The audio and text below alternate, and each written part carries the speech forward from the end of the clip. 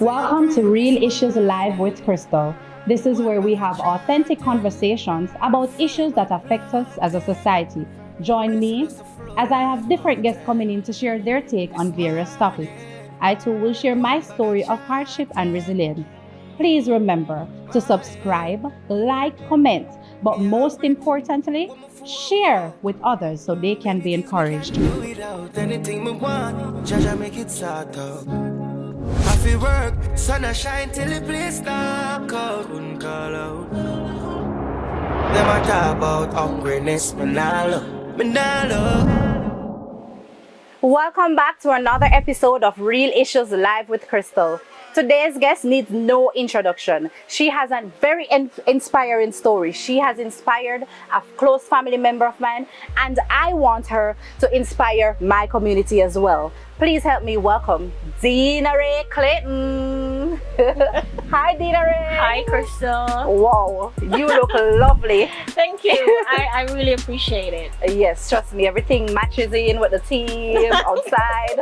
Like you got the memo. I did. I understood the assignment. Yeah, really, really good to see you. Thank you. Yeah, I know we met as online girlies, but it's really good to actually meet you in person.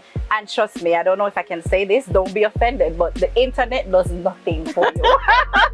You look very great. Thank in you so person. much. Thank you so much. All right, are you ready to get into it? Yes, I am. All right, so before we tell them about the accident, I want you to tell them a little bit about your childhood. Unfortunately, I cannot. Reason being is that I suffer from brain damage from the accident, and so I'm not able to remember people, places and experiences before January of 2019. So I have no recollection of my childhood besides what my parents have told me or pictures that I've seen and they've explained to me, this is what you do. But persons that have done me wrong before that time, for some reason I can remember who they are and what they did to me, like my bullies in high school, my bullies in prep school. But to tell you that I had a childhood experience and this is what childhood was like for me, I can't remember.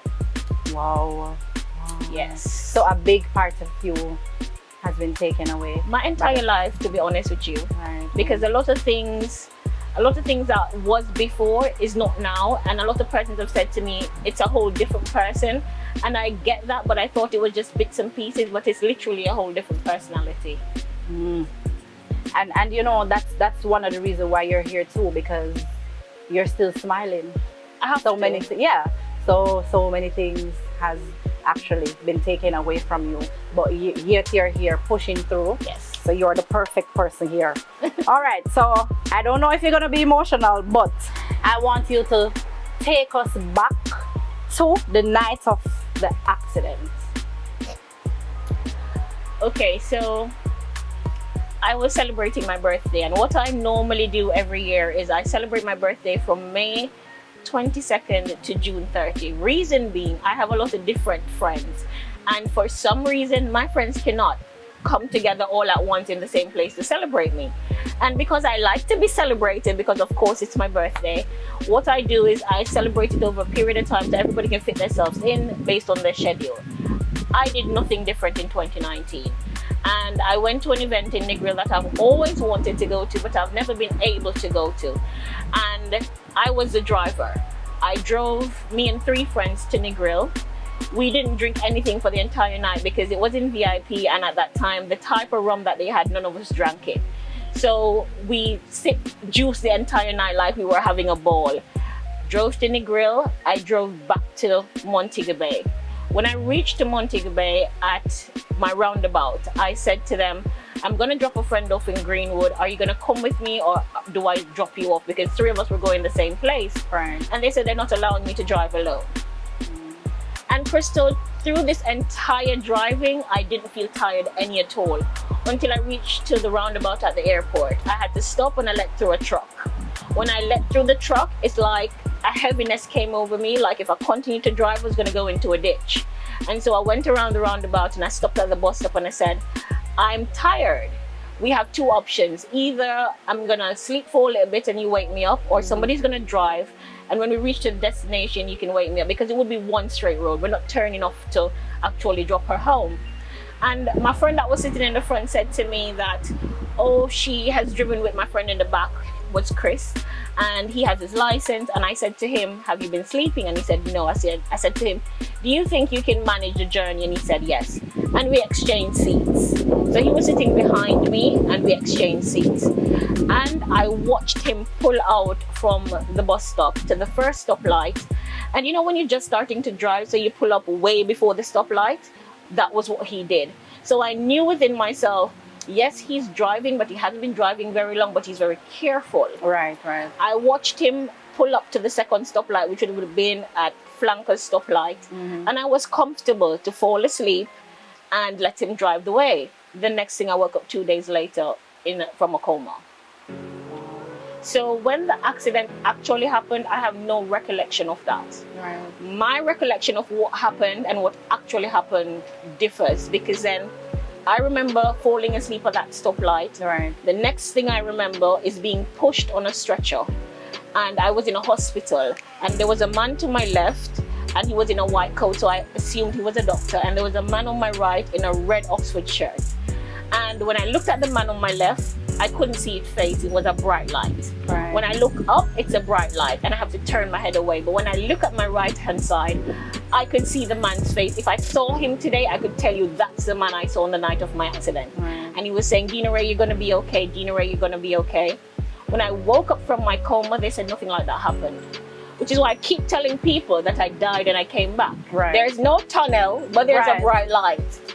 So, and I stick to that to this day because that's my recollection. Right. I can't tell you that I saw the car come in. I can't tell you what happened because that didn't happen for me. And my mother said to me when my accident happened, I called her and told her that I was in an accident. I don't get how I do that because at the time I was told that my phone was a 10-digit code or my fingerprint. At what point do I meet in an accident and I'm able to open my phone to call my mom? But she said she was the one that, I was the one that actually spoke to her and told her I was in an accident, and then the phone hung up. But you have no recollection of that? Of the events of the accident and how it happened. The young lady that was in the front of the motor vehicle, she was the one that saw everything. She was the one that told me what happened. The car that the person hit before our vehicle and the car that was traveling behind us, those persons were able to tell us what exactly happened as well, because the young lady that was beside me was asleep from Negril. So she has no idea what happened until she was pulled out of that motor vehicle. Wow. So any fatalities from that accident? Unfortunately, my friend that was driving, Chris, he died. My condolences again. Yeah. Thank you. Yeah. It's funny because I was blamed a lot for that, and to this day I understand people's grief because Chris was 21, but I didn't force Chris to drive. Right. I asked him, and I didn't have this conversation with God before that, okay, this is going to happen and you need to switch seats. I didn't do that. And if he was not in a position to be capable to drive, I wouldn't have fallen asleep. I wouldn't have let him drive. And it's unfortunate what happened to him, and I will not sit here and tell you that I understand why everything has happened or why he had to die, because I don't. And I'm still waiting to receive that answer from the universe or God or whoever is supposed to give me the answers. I think that and a lot of other things I probably will never get answered, but I haven't reached to a point where I'm comfortable to accept that reality because I believe strongly in hope. Yeah, because I was gonna ask you, how do you get over this? Because you said they wanted to put the guilt on you. So how do you manage to talk yourself into this is not my fault? Well, initially, I've never thought it was my fault. Right. I tried to understand it from the other perspective because a child was lost to parents, to brothers, to sisters, and I mean, he was 21 years old. And then what hurt me the most is that before he actually left out for the event, his father told his other friend that please to bring my son home safe. So I felt what they felt. I didn't feel guilty about it. I didn't force him to do it. I did give everybody an option. When I reached, I said, are you gonna come with me or should I drop you home? And they said they're gonna come with me. When I asked him if he's okay to drive, he said yes, he's okay to drive. And he wasn't that type of giddy driver like, I'm getting the opportunity to drive and I want to drive. No, He actually thought about it before he answered me. He asked me how far he was going to drive to and if he had to turn off before he actually got into the driver's seat. Right. So I empathize with them, and I mean, the young lady that was in the accident, the one that we were actually bringing home to Greenwood, she had a lot of backlash from it. But at the end of the day, one, she didn't know what was going on. Right. And I'm the type of friend, if I go out with you and I have my ride, I'm not going to leave you at any taxi station. Right. I'm going to bring you home. The only way I'm going to drop you somewhere is if somebody's there waiting for you to bring you home. So there was nothing in that situation I would have done differently. I would have still brought everybody home. It doesn't matter where you live. And that was responsibility that I thought I had, because one, I was initially going by myself. Right. And the friend that I was dropping at Greenwood, she saw that I was going and she said, do you want company? And I said, yeah, sure. Right. And then the other two friends, they missed their drive, and they said to me, are you going to go to the event and can we come with you? And I said, okay. It wasn't unfamiliar faces. Right. It wasn't a situation where, you know, you're trying to work things out and everything is against you and then it works out, and then no, everything just went smoothly. Right. And if I told you that I felt a feeling that something bad was going to happen, that nothing at all. Okay. So we just have to leave it and let the Creator do. And would you believe in time? Do you believe in when it's your time, it's your time? Do you believe in that statement? I do. I do believe in it. But I think God ramps a little bit too rough. Like, you know, I get you want to put us on the strongest soldier list, but take us off. Give us a vacation, something. Right. I do believe everybody have their own time. Sometimes I feel very emotional about it because the way how people have to go. Right. Because we all understand that the end game is death. Right. But the way people have to go, sometimes I'm like, you could just let them just not wake up. So I do believe everybody has a time. I now believe it was not my time, but I still have unanswered questions, because people always say purpose never dies. What does that really mean? Right. Because I do believe that I have a purpose. I don't know what it is, but I do believe that one of those purposes is to bring people to the house of God. I don't know the type of people, I don't know when, and I don't know what house of God, but within my heart, I do feel like I should be that type of person in the world that we're currently living in. I definitely agree with you, and I would like to share a story. I think I mentioned it to you before. So my sister, she passed away, but before she passed away, she had some issues with her mobility, and she heard your story, and so she was working from home. Okay. And after hearing your story, she's like, what?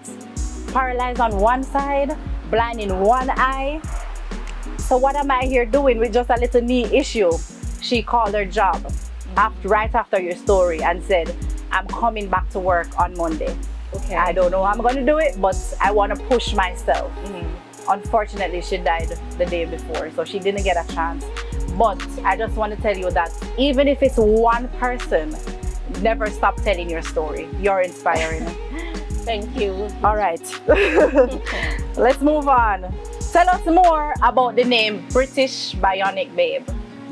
Well, I suffered head trauma, as I said before, and I got a stroke which caused brain damage. So when I woke up in the hospital, a friend came to see me, and when she spoke to me, I had an American accent first.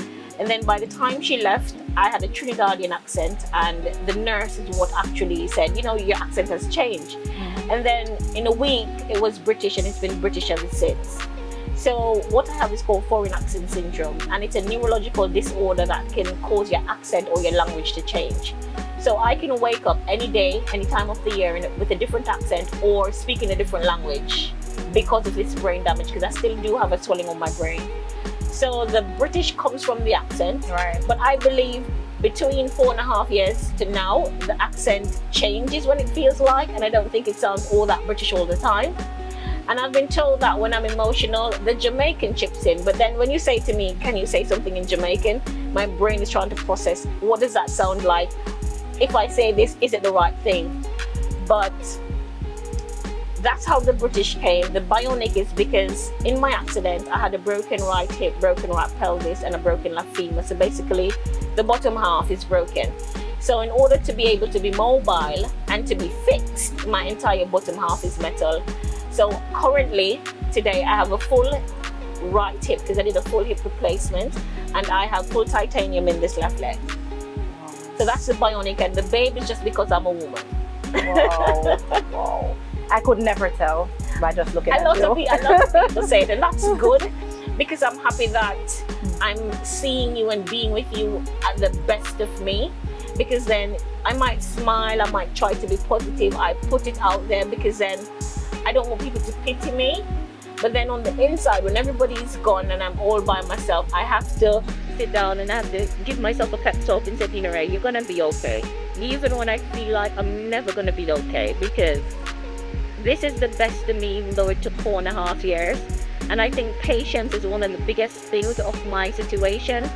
But if I tell you that how I have not learned patience, I'm still very impatient, because then so many things are happening, and it's not like I had an accident and you're over it.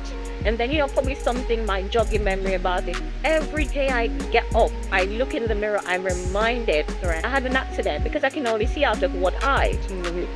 Every time somebody says something to me and they're like, huh? I'm speaking English, but they can't understand what I'm saying.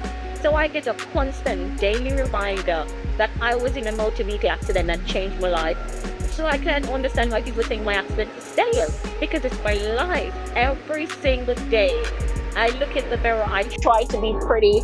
Well, not try, because that's a given, but I put my clothes on, you know, I try to present myself a certain way. The bulge on my eye reminds me that you are in an accident. The fact that if I close my left eye, I literally cannot see anything. This is my everyday life. Right. So I'm still working on the patience part of it. To be honest, I have that question in there too, because I've been following your journey, and I do see some of the comments, you know, and your reaction about them saying your accident is stale. But guys, I just want to tell you, your story is your story. Don't put a time frame on your healing.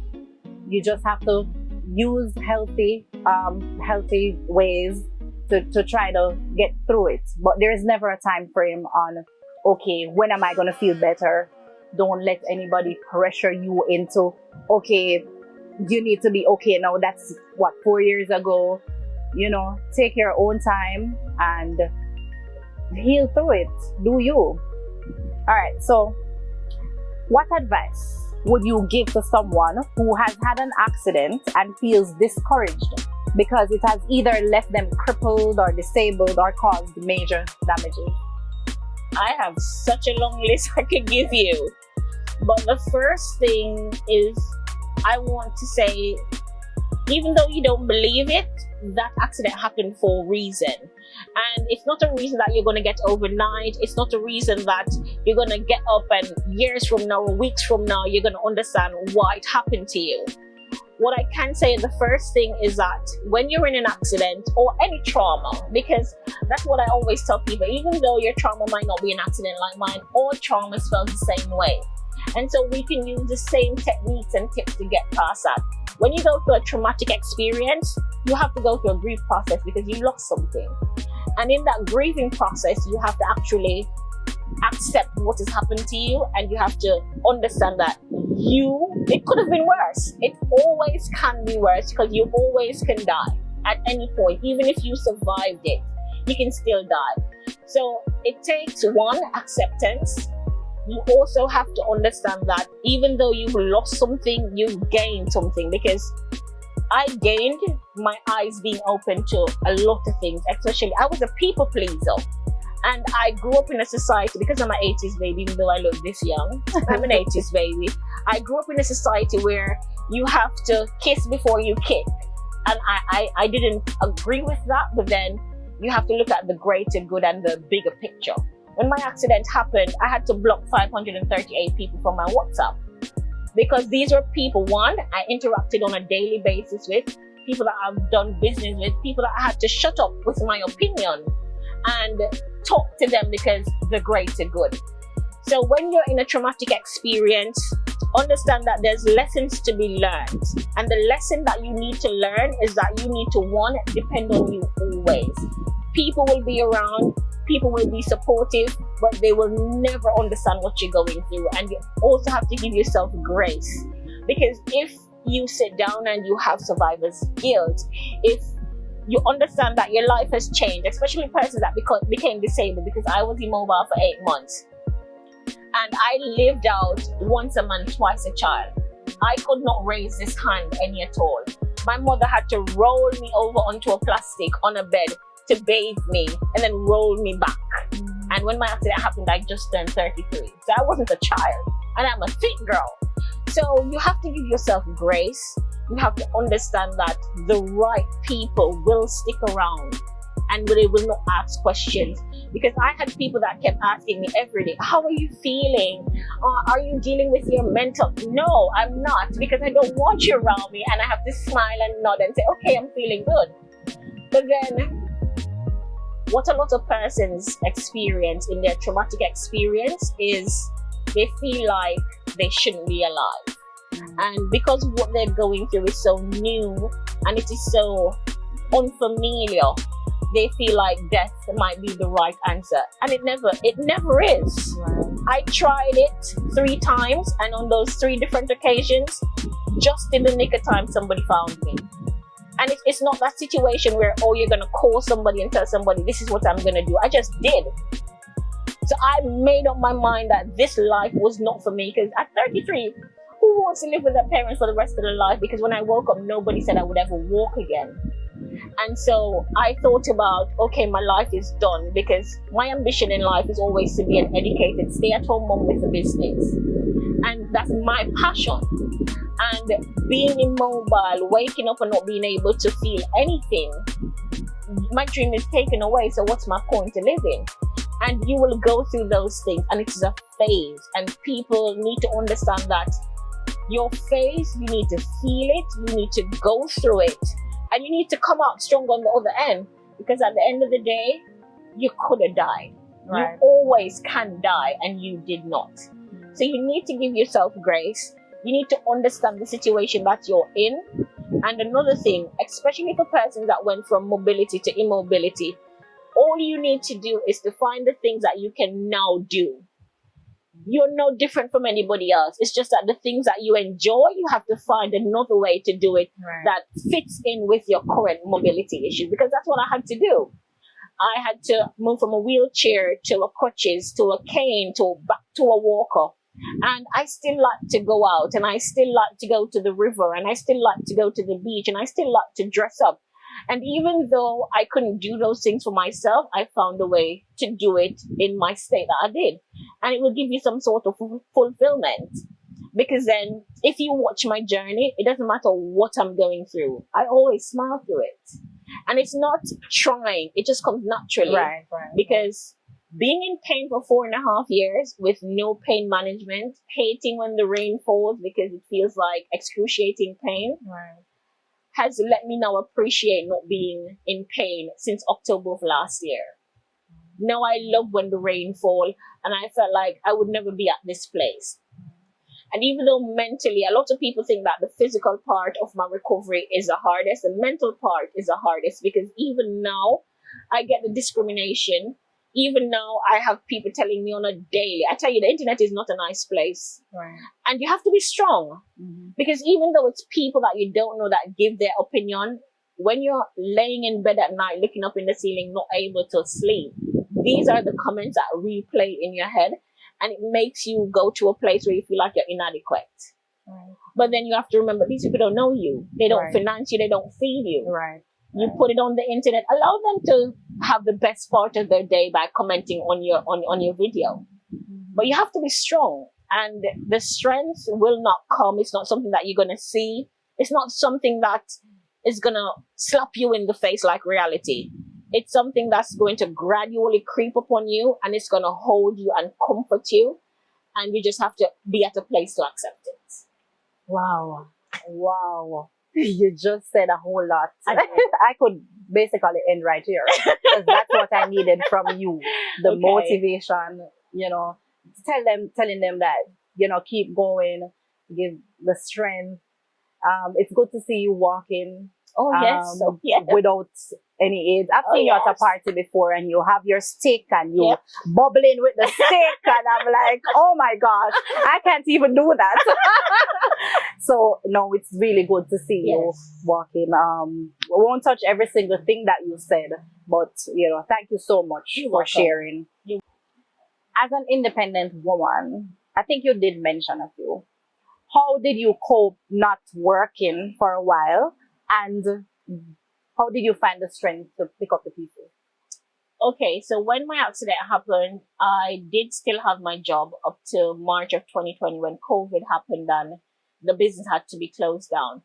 I was immobile, as I said, for 8 months. So on my immobility bed, I actually started a chocolate business and I started a shipping company. And so with the help of the persons that were in my support group at the time and my mother, those businesses were very successful until I decided that I was going to put more effort into my accounting business because I'm an accountant by profession. And so that business in itself grew as well.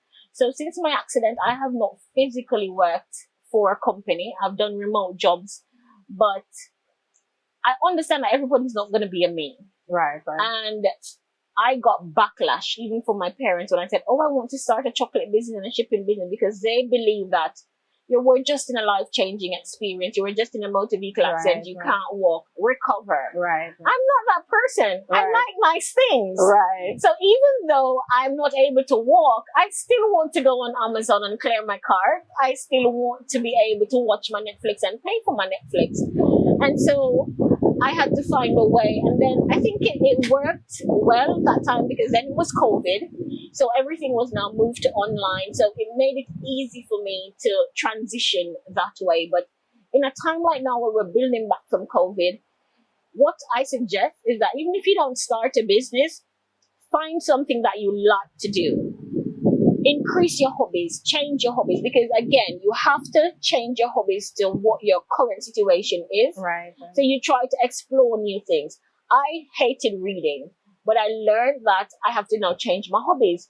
So I hated reading, but now I have to read things that you like. So if it's a fiction, if it's a love story, read things that you like.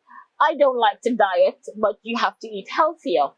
So what I do, I make the smoothies that I like. So when you have to change who you are as a person and change the things that you like or dislike, try to put them in a way where they're satisfying to you. I definitely agree with that.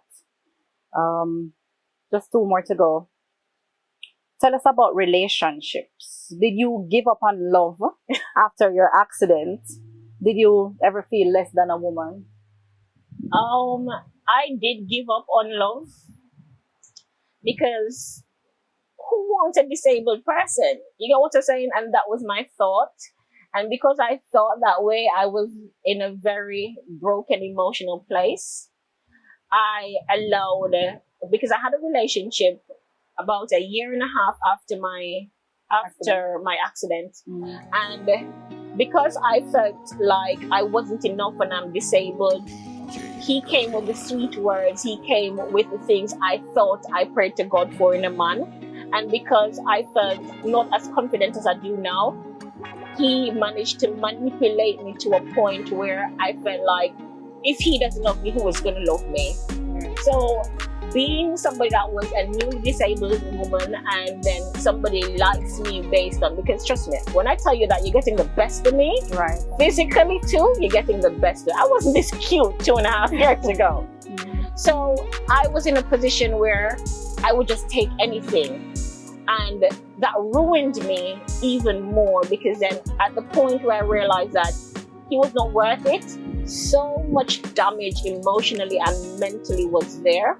But then the relationship that I'm currently in makes me understand why it didn't work out with every single ex in the last life and this one, to be honest with you. Right. It's that situation, because then the partner that I had now has known me for 2 years before he actually spoke to me. And I was minding my own business in Fontana, and he came up and he said, "Hello, Miss British."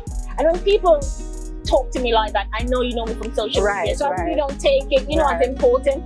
But if you call me by my government name now, I know you know Deana-Rae. And he just said, "Hello, Miss British," and I just turned around and I said, "Hello." And when I turned around and I looked at him, it was this beam, like, oh my God. Because first of all, I'm not a person I'm not attracted to physicality. I'm a mental person, so you have to stimulate my brain.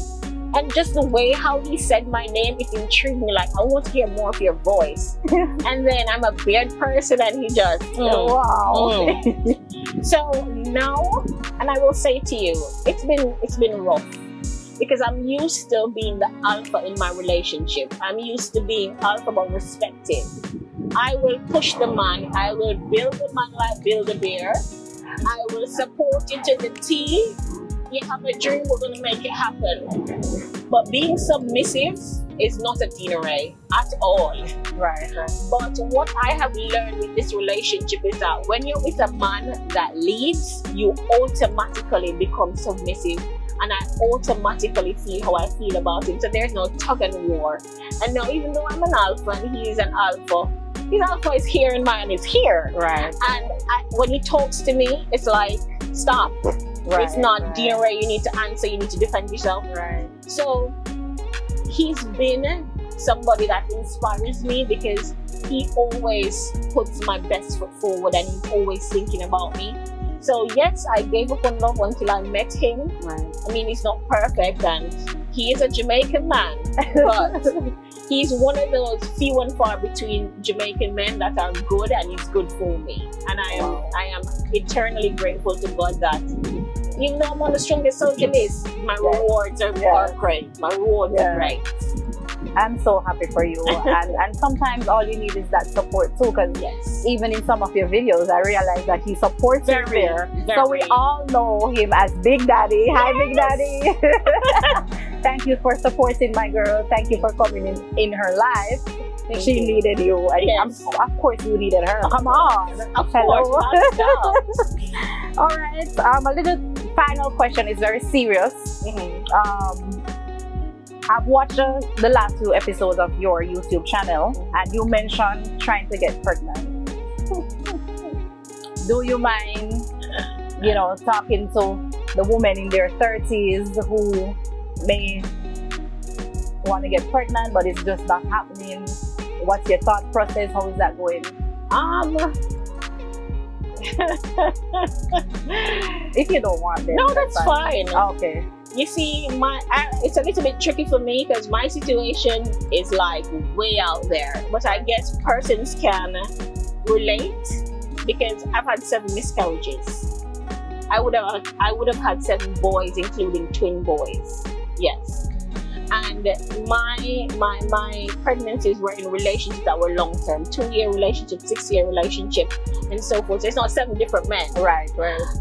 So I've gone through 7 miscarriages, and it's those when a person goes through a miscarriage, it's a traumatic experience.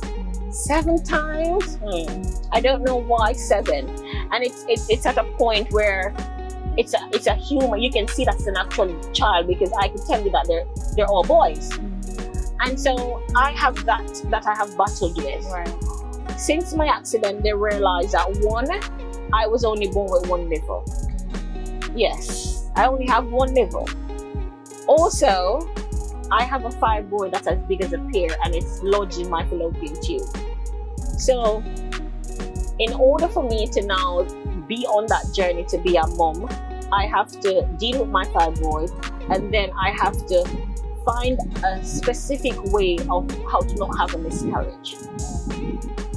Yes, I'm discouraged because I don't want to go through another traumatic experience like that, but I'm also encouraged because technology, because the opportunities of different medical care, the opportunity of free information that you can read for yourself, understand your body, understand what is going on, and understand that having a child is not just about the conception, the finances. And I always said, and recently I've said to people, if you're not able to financially be a single parent, don't do it. And it may sound funny, but you are having a child, anything can happen to your partner. And so whatever that anything is, if it does happen, can you manage financially as a single mom or single dad? And then it's all about your mental space and your environment, because then the partner and how you feel and how they make you feel, all of these things come together. So at this point, to me, age is just a number. Right. If it is for you, it's gonna happen, because 50-year-olds be having healthy babies, right? So I'm currently on a path to try and get rid of my fibroids without surgery. And then after I do that, then push myself in a position to try to conceive, because conceiving is not a problem, sticking is a problem. So there are things that are in place for that if I should, conceive. And again, I have to accept that I may not have a biological child, doesn't mean I'm never going to be a mom. And that's something you have to accept, because not having a biological child doesn't make you less of a woman. That is so true. We have to go now, but if you want to hear more about Deana-Rae's story, Deana-Rae, tell them where they can find you, please. Okay, so I'm on YouTube at British Bionic Babe. I'm also on TikTok and Instagram at Deana-Raelorraine. And everything that you need to know about my life and my lifestyle and what life has been is on any one of those social media platforms. Thank you so much for coming by. Thank you for having me. Yes. Well, since you talk about your big daddy and your new love, Toykyia Restaurant and Catering would like to offer you a dinner for two. Right, so we will definitely talk and arrange that. Okay. Fine dining, just you, private dinner, you and Big Daddy. Thank you so much. And we wish you guys all the best. Thank you. Sorry we didn't have more time. That's okay. But thank you so much for having me. Right. Thank you guys so much for tuning in to Real Issues Live with Crystal. Until next time. Thank you for watching Real Issues Live with Crystal. This season is brought to you by Elite Concepts and Solutions, 876 Media Entertainment, and Whiteheadmedia. Special mention goes out to Andrade Photography, the Atrium at Ironshore, Tokyia's Restaurant and Catering Services, the Faderoom, Genio Clothing, and Larue Molyneaux Photography. Anything me want, Jaja make it start up. I feel work, sun a shine till the place dark out. Couldn't call out. Them a talk about hungriness, me nah look. Me tell my friends them all about higher life. Girl a wine, terror drive, dollar sign.